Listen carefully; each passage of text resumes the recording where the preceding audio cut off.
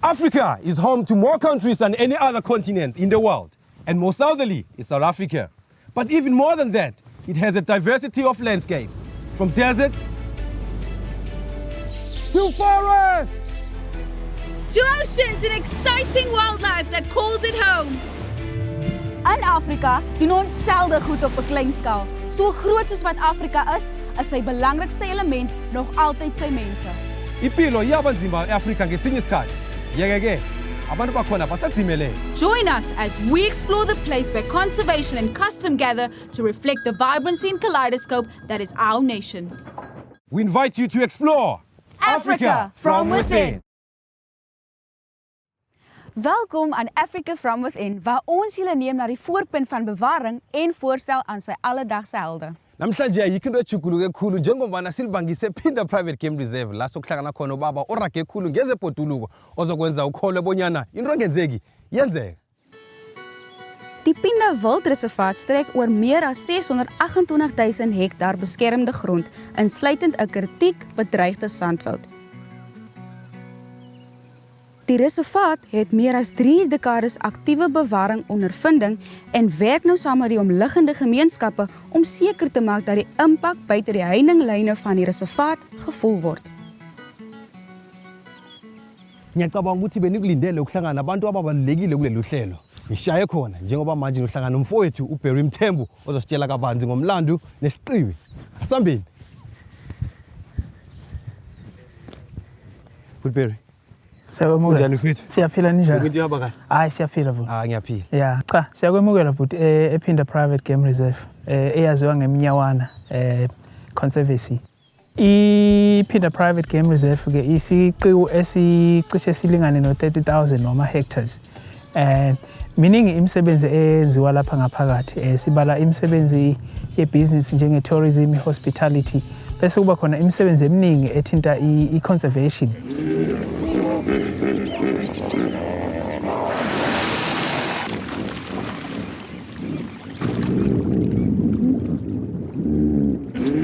Umsebenzi engiwenzayo i-title yakhona ibizwa nge-Field Habitat Manager. Kunezimo lapha ngemuva uyazizwa.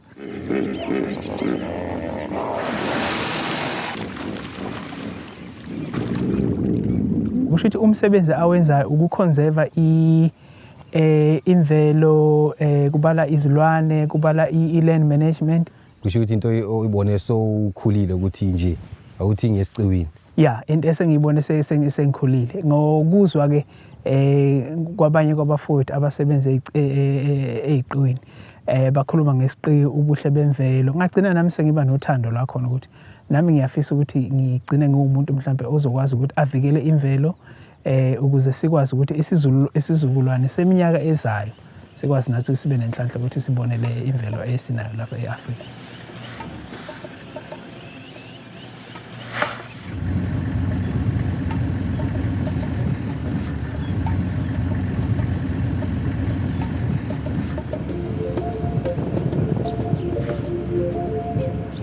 Uphinda u-Under and Beyond, u-And Beyond une program yakhe afundisa khona ama-ranger. So ngenhlanhla sinaso isikole thina la ePhinda la ngaphakathi la kufundisa khona ama-ranger.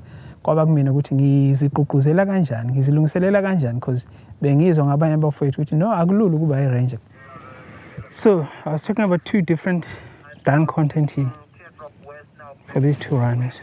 Simple, clear. If you look on this one, you can see a little bit of some woody plants, and it looks slightly light brownish in color. And then you look at this one, you can just see like it's just purely grassy content. So I was saying like a median can be used by both species of rhinos. Both white and black. So black rhino this side and then white rhino this side. And might be like a territorial bull, my thinking, because I can see he came and did his business and then he scraped the dung here. See he's dragging his his feet here after dropping his dung. Another interesting different ways of marking territory for these animals. 2013 ngathola opportunity ukuthi ake ngithi ukushiya kancane ngihambe ngithi mhlambe ukuyokhulisa ulwazi ke manje ngokomkhakha we-conservation because bengiyi-guide mina before that bengazi ukuthi nje mina ngithatha ama-guest ngiwatshela ngobuhle bey'ndlovu amabhubesi and so forth. So imkhombe, the white rhino, when he's also marking his territory, besides like using urine, they also use this because fresh dung, they defecate and then they either walk onto it on purpose, and then he carries on and he walks along the route. So instead of this bull stopping every 100 meters and spraying, maybe he'll stop in every 200 or 300 meters because the dung that get attached on his feet can cover a lot of other ground instead. I wouldn't say a smooth ride ukuze ngifike lapha engifike khona. So ziningi izinto ebezenzeka uyabona. Like I said, sichamuka emphakathini like more into from like ama-rural communities.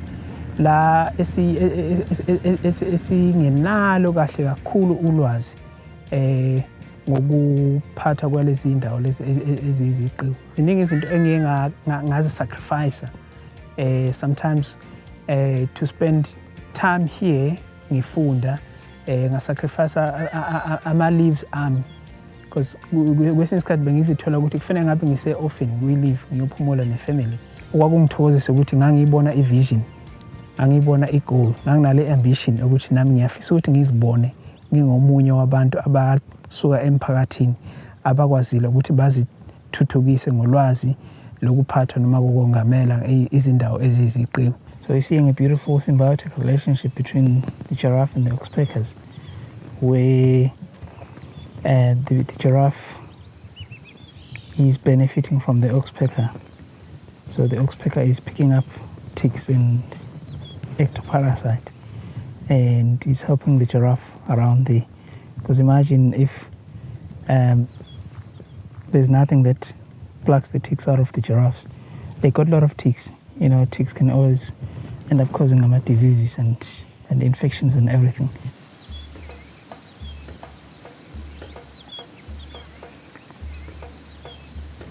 So these are beggars we're coming to look for are somewhere in here. Skakel gerus weer in, want as ons terugkom, besoek ons die Pepperbark boomkwekery met Barry.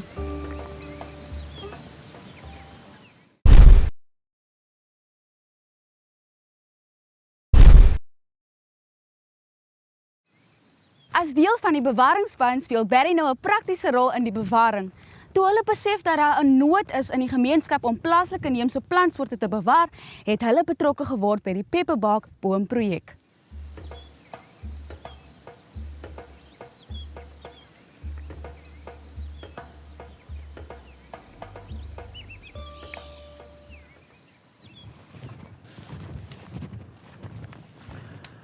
Yeah, futhi ukhaya ngithe sizohamba siyobuka lesi sihlahla ekuthiwa isibhaha because sizithola kumele sidlale i-role ekuthini siyivikele.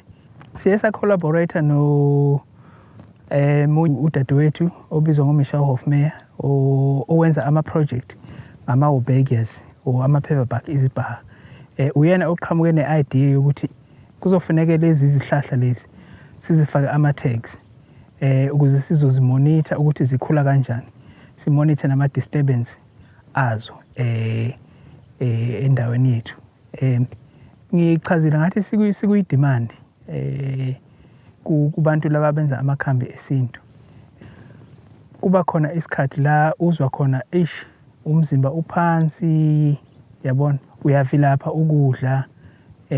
Abantu abadala esikhule nabo emakhaya bebasinikeza mhlambe ama-leaves noma ngithini ama-bugs alesi sihlahla lesi. Wenzana ngawo? Udle wona kancane then bese iyavuleka inhliziyo yakhe. Ngaphandle ukuthi uwabilise. Ngaphandle ukuthi uwabilise nje uzowadla anjalo as straightforward as they are. Ugamule kuhlephule nje. Ngiyathembisa ukuthi wekho poisonous. Koqala mina ngithi. Simnandi.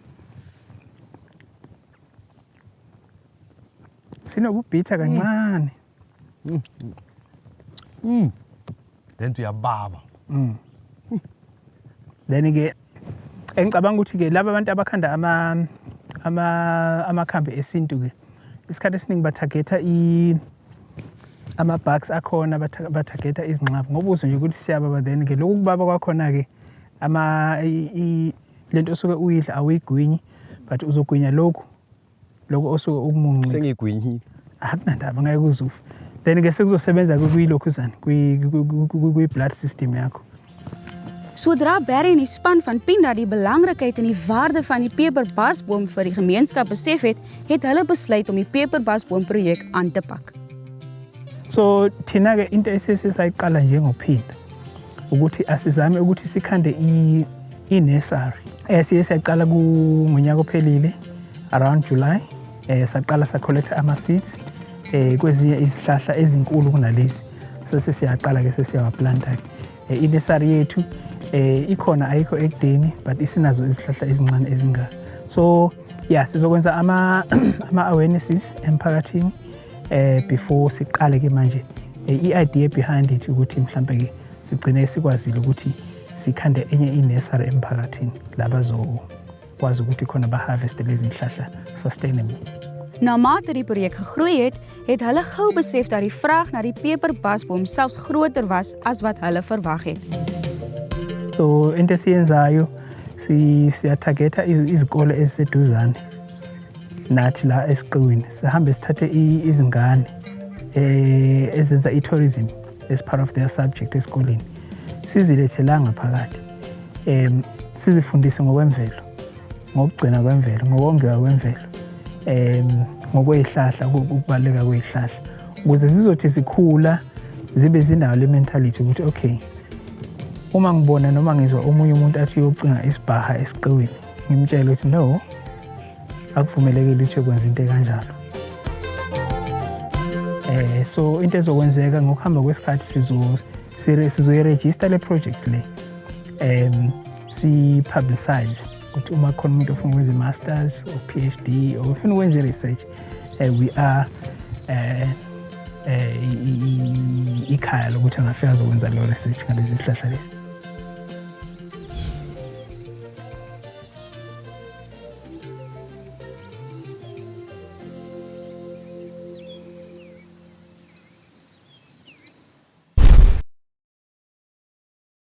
Nou julle weet, ons is altyd op soek na unieke en interessante maniere om ons land te verken en vandag gaan ek en Kaya iets heeltemal anders doen. Sinikwe ithuba lokuba ingxenye lokwenza ucwaniso lapha ePhinda. Angisakwazi ukulinda.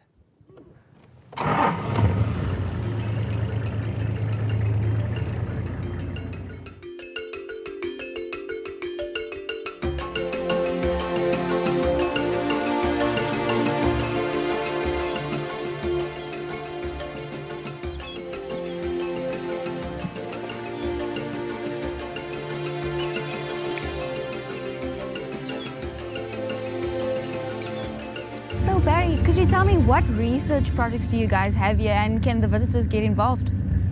Yeah, there's quite a lot of research project that Phinda does. So one of it being the monitoring of our rhino species that we have here, both black and white.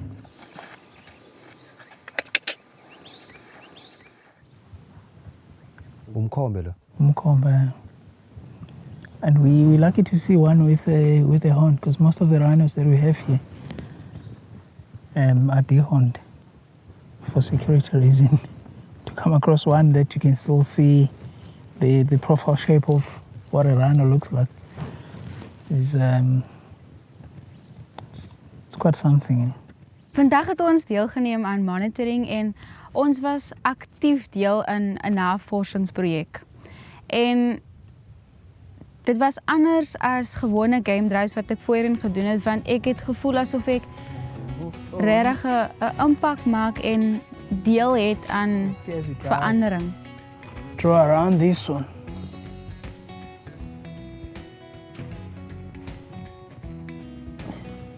You can see the size difference. Smaller, slightly bigger. En ek het ook besef hoekom dit so baie belangrik is, noodsaaklik is om monitoring te doen, want dit help soveel met bewaring, met oorbevolking, dit gee hulle die inligting wat hulle nodig het om seker te maak dat hierdie diere, en nie net diere nie, maar plantsoorte hier sal wees vir generasies om te kom. Ons het sopas ons leeu's gevind en nou gaan ons definitief nader aan hulle gaan.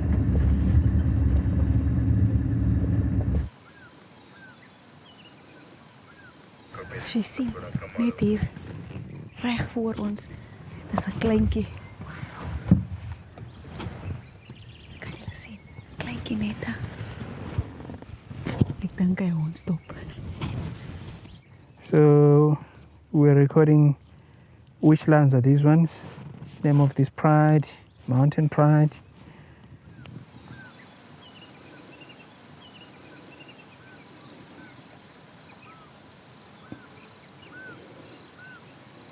As ons terugkeer, gaan ons voort met ons aktiewe monitering met Barry hier by die Phinda Wildreservaat.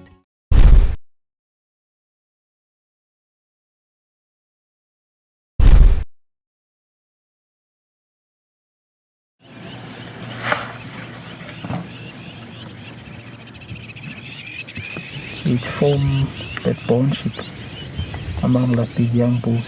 So you may find that like you guys had another branches breaking there. They often join up with like other adult bulls in an area, and where the adult bulls is kind of like a leader and he teaches them the discipline and so. On these trees or stems, you may find dead ticks that get dislodged while he's busy rubbing himself. But it could basically use any tree. Any tree, yeah. Ngizwe ngithabe khulu uba yiphathi yabantu aba ngombana ngingenele khulu bangitshengisa ukuthi imtshini le ibereka njani, imbandana zikhamba njani, ziphila njani, sizithola njani. Kungasiza imbandana kuphela, nentshalo, notshani, nazo zonke izinto ezithinta imbandana. Ngabakhuthaza kakhulu ngibagcugcuzele ngombana into enakusinto enziwa noma ngibani, akusingibani othola ithuba elifana leli. Mina namhlanje ngilitholile ngithabe khulu. Nawe nawungeza ukuthi uzokuvakasha endaweni le, ubone ukuthi into zenzakalani, imphondo ezi zabobhejane nemkhombe ukuthi zikhitshwa njani, zibalwa njani, zikhamba njani. Awa, nawe ungakuthabela.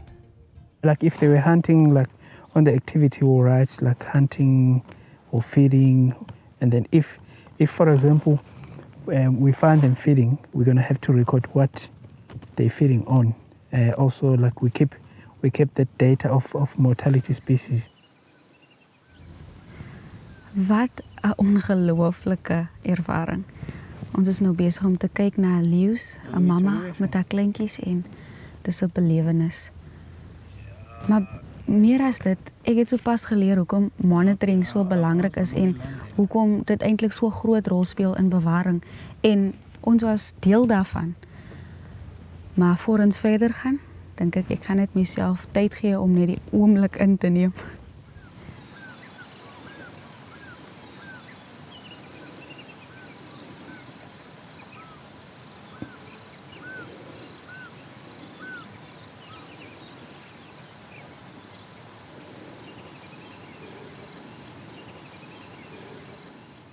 Sebe lesifunde khulu ngokonga nangokuvikela umuthi obizwa ngokuthi isibharha. Waziwa khulu ngokulapha amagulo ahlukahlukeneko. Bese acabanga abonyana sinihlanganise nomuntu othintekako kuma projects la besiwavakatsheleko. Namhlanje hlangana nodade obereka entolo ezithengisa imithi yesintu. Ke simbone. Die peperpasboom staan bekend as isibaha in isiZulu en is 'n inheemse boom wat hoogs bedreig is. Die pas bevat kragtige geneesende eienskappe en is in groot aanvraag, maar die oorblywende bome word beskerm. Umuthi olaphayo nje kakhulu abantu abaningi bayawuthanda ukusebenzisa. Ngicela usichazele ukuthi lo muthi utholakala kuphi, ulapha ini? Lo muthi utholakala ejozini, eTanzania ikaNongoma. Lo muthi lo ulapha isifo nesifo sesifuba, ifever, yemathansela noma uphethwe umkhuhlane. Amacabunga nezimpande niyazisebenzisa kulo muthi? Cha, sisebenzisa nje amagxolo akhona kuphela. Ufanele ukulokhuzana, ukuboile, kwesinye isikhathi okunye ukuthatha.